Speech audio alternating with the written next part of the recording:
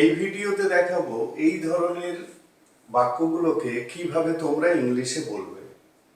এখানে দেখো চারটে বাক্য আছে। চারটে বাক্যের মধ্যে যে বিষয়টা উল্লেখযোগ্য, যে বিষয়টা আমি দেখাতে চাইছি সেটা হচ্ছে এই যে অন্য কেউ নয় স্বয়ং। প্রত্যেকটাতেই এই পার্টটা আছে, অন্য কেউ নয় স্বয়ং।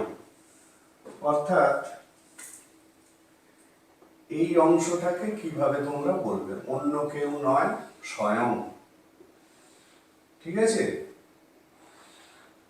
তার মানে বক্তা অন্য কেউ নয় স্বয়ং লেখক, লিডার অন্য কেউ নয় স্বয়ং নেতাজি। আবার একইভাবে অতিথি অন্য কেউ নয় স্বয়ং প্রধানমন্ত্রী, যে দান করেছে সে অন্য কেউ নয় স্বয়ং কোম্পানির সিও। তো দেখে নাও কিভাবে বলবে। তো প্রথমে আমি জানিয়ে দিই, অন্য কেউ নয় স্বয়ং এটাকে ইংলিশে এইটা বলতে হয়, নান আদার দেন। নান আদার দেন, ঠিক আছে, এইটা নান আদার দেন, এইটাকে ইউজ করতে হবে। তাহলে ইংলিশটা তৈরি করো। বক্তা অন্য কেউ নয় স্বয়ং লেখক, তাহলে বক্তা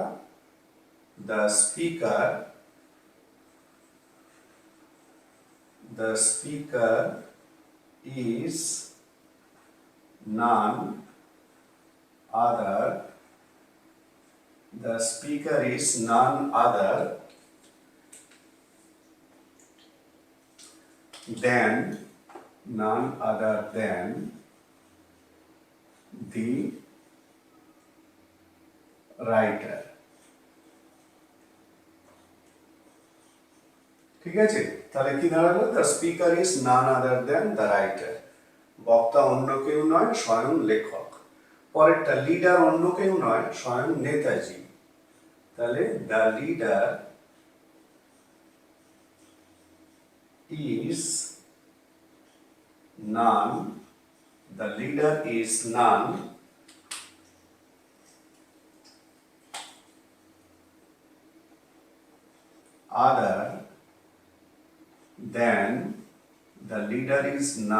other than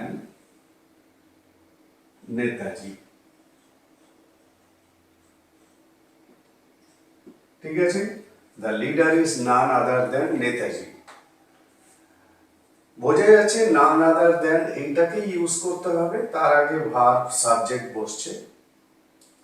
পরেরটা, অতিথি অন্য কেউ নয় স্বয়ং প্রধানমন্ত্রী। তাহলে the guest is none other than the PM, prime minister. ঠিক আছে, the guest is none other than the PM. পরেরটা, যে দান করেছে সে অন্য কেউ নয় স্বয়ং কোম্পানির সিও। তাহলে the person who donated the person who donated is none other than the CEO